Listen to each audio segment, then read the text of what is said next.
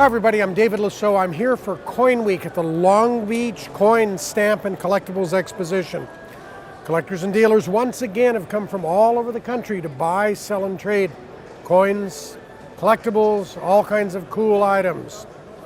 Once again, we're walking around the room talking to the dealers to find out what cool coins they've brought with them. We're going to hear some really interesting things. We're going to talk about patterns, ancient coins, gold coins, and much more. You'll enjoy this cool coins for Coinweek. Well, we have lots of cool coins, but one that I really like is this Longacre Dollar. And they call it Longacre because that was the designer of the coin. It's a design that we never used to make any of the coins of the realm with, but it's such a pretty design with Miss Liberty sitting on the globe of the world, and it just has spectacular beauty for it. It was made out of aluminum, and back in the 1870s, aluminum was worth more than gold. So it's highly preserved. It's also a rarity 8. Nobody has exact mintage figures on any of the pattern coins, but so what they do is they kind of cubbyhole them into rarity 1 through unique, and rarity 8 is the last number, the highest number before it's unique. Rarity 8 means that there's probably 2 to 3 that were actually made. So not only is this coin the finest one graded, it's one of only 2 or 3 that were ever even made, and it's made out of aluminum. What kind of value? This coin is $55,000. So seems pretty cheap for a coin that beautiful, that big, and that old, and that rare. Seems like a good value.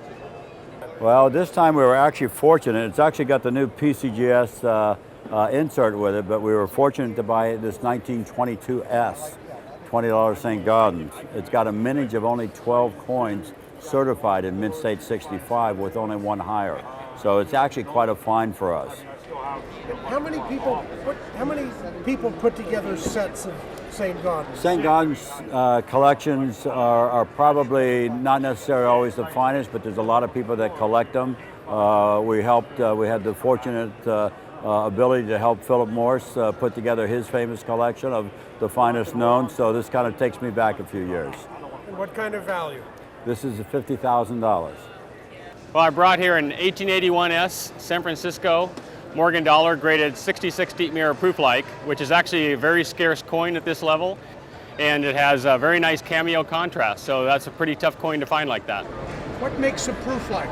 The proof-likes are the first few coins to come off the dies, and so in Morgan dollars, since they did strike them very well and they basined the dies very well, coins would often come off, maybe the first couple hundred would have proof-like surfaces. Of course, obviously, they didn't take very good care of those coins, they threw them into bags. And so ultimately the ones that have survived are actually very scarce. What kind of value? This coin probably sells for around $2,500. Well, I pulled out an 1829 $2.50 classic gold coin. Mintage is only a little over 3,000 coins, but there's probably less than a couple dozen that are still known in mint state. So it's a very scarce coin in mint condition, and even circulated grades, they sell for close to $20,000. So it's a very neat coin and one in mint state that's very desirable. Why is the classic head something people want to own? It was only minted for 4 or 5 years, and the 1829, which is the one we have here today, was the first year of issue. And there were a lot of collectors who prefer to buy only the first year of issue. So that's typically a well sought after coin. What kind of value? This one we're asking $26,000 for. Just recently, NGC, the certification company out of Florida, has started grading ancient coins. This is one such example. This is a Nero denarius. Nero was one of the 12 Caesars in 1854 to 1868. These coins, this is a choice XF coin. This is a $1,500 coin. What I find so remarkable about this is that I would look at this coin if I didn't know anything about it, and I would say it's probably a $10,000 coin. This, I think, is the emerging market right now, is the understood areas of history, ancient or perhaps world, 12 Caesars everybody knows about. I think that a coin like this at $1,500 could easily double it to $3,000 and still be liquid. Why was Nero such a historical fellow? Well, let's look at it this way. All of the Caesars were pretty much abominations. They all had to protect their status. They had to go out and fight wars to win the appeal of the people. And when they fought those wars, the senators tried to take their positions over. It was a horrible job to be in. Nero, he was a better Caesar. He wasn't as dastardly as some of the others, but his name is more popular. He served as a Caesar comparatively a little bit longer than some of them. Some of them only served 3 months, 6 months before they were killed. And this show is really nice. I found a really nice coin here at this show that I really love, which is an 1855 half cent in PCGS MS64 red with luster that looks like it came out of the mint yesterday. It always amazes me that a coin this old can have this much red luster to it still, and nobody in all this time has stuck a finger on it and got a fingerprint or anything else. I love stuff like that. Why did they make a half cent? Because they could. Now, in the days when they started half cents, a half cent was still something that was valuable, plus it would pay taxes and things too. They did do away with them in 1857 when they went to the small cent and they got rid of the half cent. And how tough is it to find an original red one? Very difficult to find an original red one. I mean, there are only a tiny handful, small percentage of them. It's the nicest, reddest one I've ever owned. What kind of value? Value is roughly $2,000.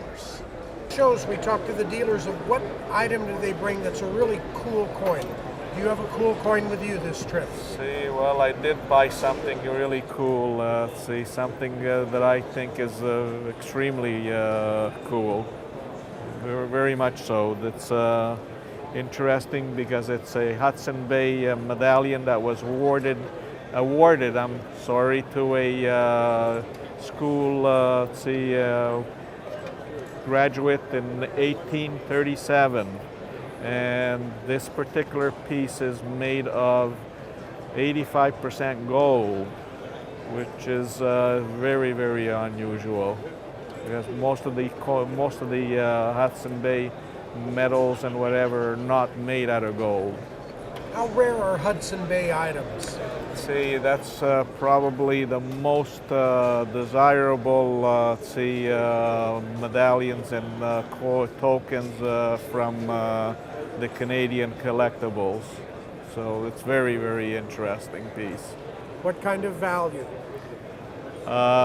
That's hard to say because it's something that I've never seen before. And so it's at this point it's too early to establish a true value for it. Probably something that should go to an auction and see what the market will bear.